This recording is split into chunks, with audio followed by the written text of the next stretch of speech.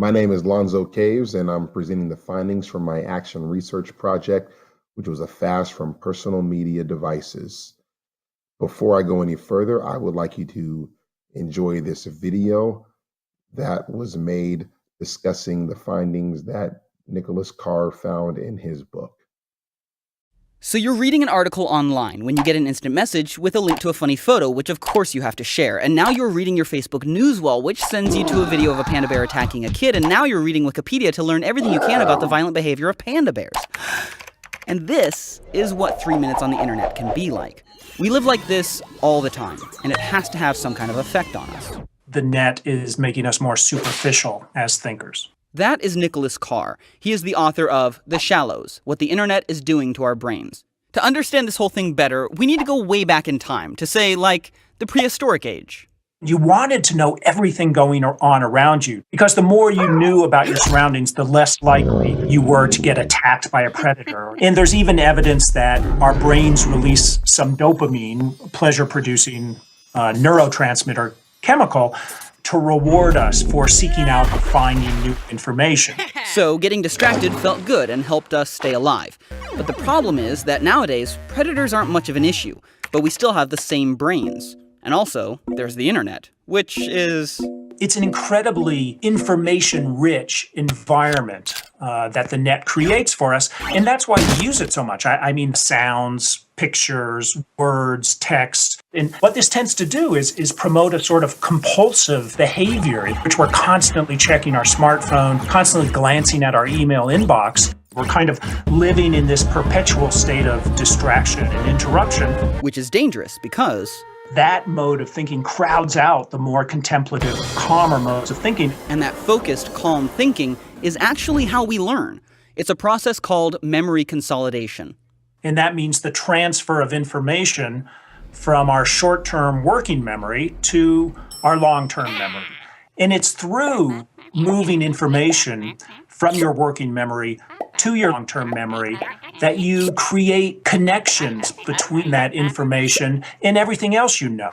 So you've got this awesome life-changing piece of information in your short-term memory, but then you hear that email ding and poof, there it goes. That email takes its place and you never get a chance to learn anything, all because of one distraction. So attention is the key, and if we lose control of our attention or are constantly dividing our attention, then we don't really enjoy that consolidation process.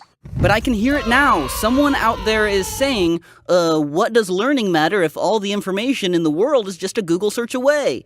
Well... that is kind of shortchanging our intellects. If that's the way you're using your mind, just kind of searching very quickly and finding information and then forgetting it very quickly, you're never building knowledge. You're kind of thinking like a computer. Which means that our very humanity is at stake. And it would be a shame if we all got assimilated because, well, humanity is pretty neat. I really believe that if you look at the great monuments of culture, they come from people who are able to pay attention, who control their mind. That's what allows us to think in the highest terms, and think conceptually, think critically, think in some very creative ways. And it's this kind of thinking that's at risk, being eroded one cute cat video at a time. Don't get us wrong, the internet is good for lots of things, and it should be celebrated. But the best thing we can do for our minds is to find some time every day to unplug, calm down, and focus on one thing at a time. Your email, and those cats, will be here when you get back. There were two parts to this action research project. The first part was an observation, which was 7 days as an observational study of normal daily use of my tablet, smartphone, and my laptop. The study consisted of me recording the number of text messages, phone calls, websites, smartphone app usage, and my emails. And my records were pulled daily from the internet history, my cell phone bill, and my email records. And the app usage was tracked through my iPhone battery usage settings. So apps were reset each evening to get accurate daily readings. The fast portion of this was the much more difficult piece, where I had no laptop use outside of the allotted timeframes. There was no smartphone use at all, no tablet use at all, and any reading for pleasure or leisure had to be done with paperback. There were 3 times of the day that I allotted for laptop use, and there was still no cell phone use during this time. If I missed that time, I did not allow myself to make it up. And there were 30-minute blocks, and they were highly anticipated. I used them very, very profusely. It was 7 o'clock to 7:30 in the morning, 2 p.m. to 2:30, and 9 p.m. to 9:30. Here you get a good look at my website usage for the week, and I'm able to see really the amount of rabbit trails that I went down. I know that I didn't open 184 websites, whether it be from my emails or looking to go to 184 different places on that Monday, but I do know that once I got into one location, what Nick Carr talked about in his book, The Shallows, that all the different hyperlinks, all the distractions definitely came flooding into me. And really, I just took different pathways, and it took me from my prime objective, which was to get one piece of information, but I found out getting so much more junk that I didn't need. Cell phone calls and text messages per day, as you can see.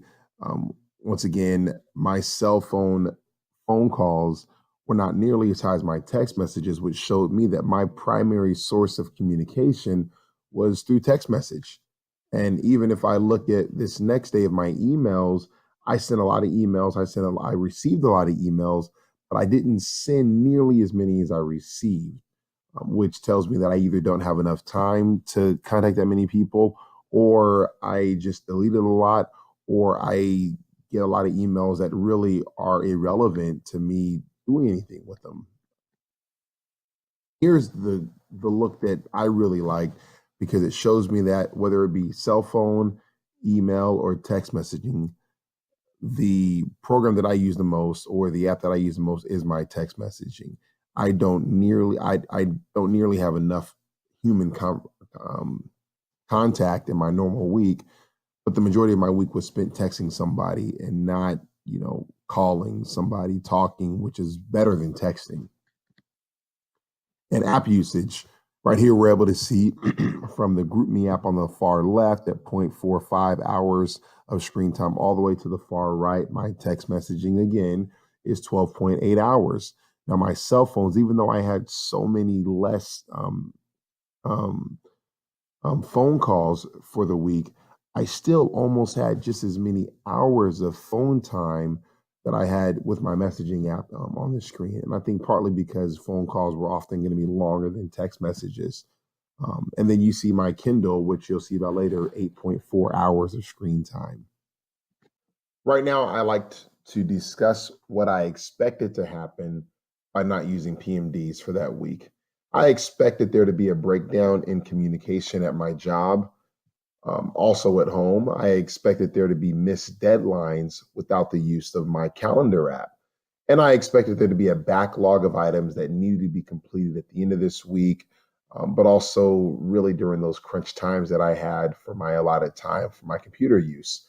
But I also expected some positives, that there would be more time to work with people face to face, that I would go to bed a lot earlier that week. I expected that at work I would have more time to conduct walkthroughs with my staff, and that I would be more available for students and faculty, and also that I would have more time to read my Bible and reflect on my no PMD days.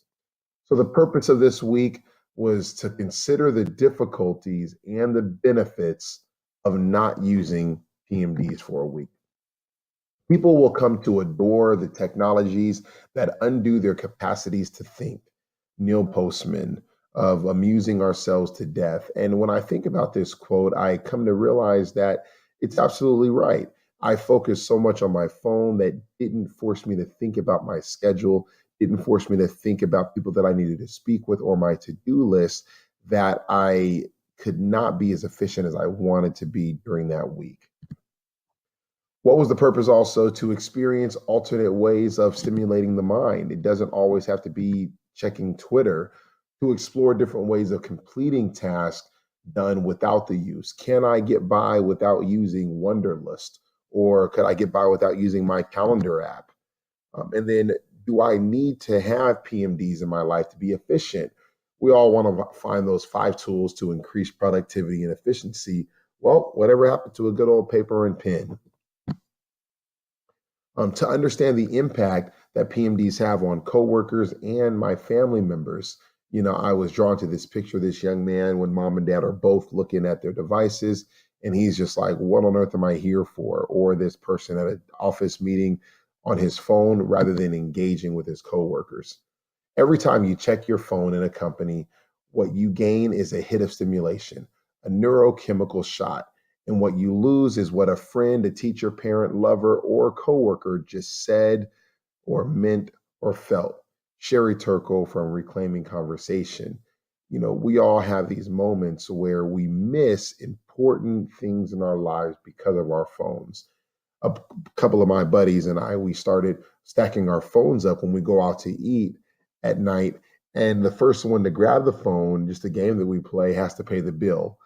Some days we kind of let people slide, but it creates more opportunity for conversation so that we are not just focused on our devices. Here are some benefits of fasting. I had more downtime with my family. My evenings, they were so much less stressful just because I wasn't working at night. And I was able to keep my family first by having that time to relax with them. Being silenced by our technologies in a way cured of talking. These silences, often in the presence of children, have led to a crisis of empathy that has diminished us at home, at work, and in the public life. I've said that the remedy, most simply, is a talking cure. This book is my case for conversation, given to us by Sherry Turkle. This led me to a great quote from Henry David Thoreau. I had 3 chairs in my house, 1 for solitude, 2 for friendship, 3 for society. And when visitors came in larger and unexpected numbers, there was but a 3rd chair for them all. But they generally ended up economized the room by standing up. A great picture of people communicating, talking, and not just using our devices for conversation, but using our devices to connect. And once we're together, how can we conversate? How can we relate? Other benefits were I had several nights of very good uninterrupted sleep because my mind was at rest. I found myself helping out around the house more. My wife was very happy, and I was present. I wasn't mindful, but I was mindful of my family. Some of the challenges were I do a lot of work at home at night. And so at times I felt like I wasn't fulfilling my duties. So I like this quote: there will come a day when I actually get work done, but it is not this day. I felt out of touch with current events. I had no real idea of what was going on. And frankly, I was afraid to ask. And then I couldn't really read because I didn't have my Kindle. So I was forced to use a textbook or an actual book. That was fun, but it got old quick. But it did re-engage my vigor to read, my excitement of reading. There were a lot of benefits of fasting from the PMDs at work. A lot of them were I felt a lot more relaxed. I spent more time with teachers in the classroom. I did find several alternative methods for conducting work. The biggest one was just using a pen and paper, back to the old ways. I was available to assist others. And as a supervisor, I was able to delegate, which empowered my employees more because I wasn't able to do a lot of the things that I wanted to do in terms of communication or emails.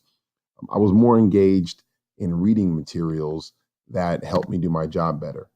Some of the challenges at work was that I was not able to respond very fast to emails. I missed several emails that were time sensitive, and I had to kind of explain, apologize, and work things out. My admin assistants were unable to contact me a few different times because I didn't check in. I didn't have my walkie-talkie, and I just forgot to communicate. I would also handwrite tasks that needed to be completed later on a computer. So I had to do a lot of double work in that. And I did double work in typing up documents I had previously written. This was probably the most inefficient use of my time, but it did help me in planning out what I was going to say. Some of the benefits of the fast spiritually were I found it easier to read my Bible and complete my devotions because I had more time. I The devotion time became my stimulus that I anticipated, kind of getting something spiritual in my mind to get me started in the day and also to end the evening. I was able to read books that supported my relationship with God and my family. I had less distractions in my prayer life and more time to focus on God. And by the end of the week, my desire for social media decreased so much that now that the fast is over, I rarely even go on Twitter, Facebook, and Instagram. I just don't feel the need to do it anymore. How was I impacted personally? I had to write everything down with paper and pen, and my normal manager was an app called Wonderlist, which I do use now, even though I'm off of the fast. But using the paper was overwhelming because I would lose it; it would get wrinkled up. I just wasn't used to carrying around a day planner. But procedural memory helps us to learn things that don't require conscious attention and to habituate ourselves to the environment. So my habits were focused on, using the different technologies and the devices that I used. But by learning how to break those habits, I was able to grow as a leader at my job. Other ways I was impacted were my emails had to be precise and to the point. I didn't have a lot of time. So by Wednesday, like I said, I was writing out rough drafts by hand so that when it was time to type them, um, from that 7 to 7:30 time or that 2 to 2:30 time, I was a lot faster and more efficient. I also had to carry around a walkie-talkie, and my staff, that was the only way of keeping in touch with me throughout the day. I did lose it a few times, and a few times my assistant did have to come and find me and remind me to turn it on, even though it was hanging on my head. I kept a day timer to stay organized. This was my new iPhone. This was my new, smartphone. I had to retire my smartwatch for the week, which is actually a Fitbit. So I could not compete with my friends, my parents, my family members that I do competitions with my Fitbit. And I also I didn't email as much, so I did a lot of just personal one-on-one talking. I this allowed for much clearer communication. It was a bit slower than I would have liked, but I had a lot more personal contact, and my staff, my teachers, actually enjoyed me more a lot. And reading books became a lot more fun for me.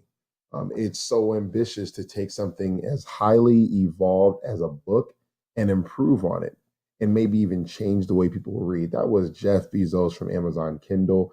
That was his goal when they decided to create the Kindle, was to change how we read.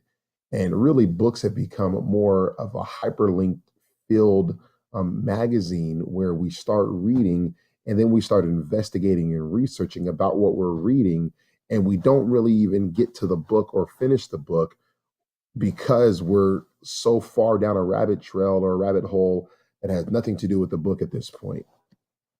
Um, Over time, my brain was wired to check my phone constantly whenever my mind was bored. And every time we perform a task or experience a sensation, whether physical or mental, a set of neurons in our brains is activated. These neurons join together through exchange of synaptic neurotransmitters like the amino acid glutamate. And basically, whenever I would look at my phone, I would get a sensation from it, but like I said before, I'm losing that personal touch with people.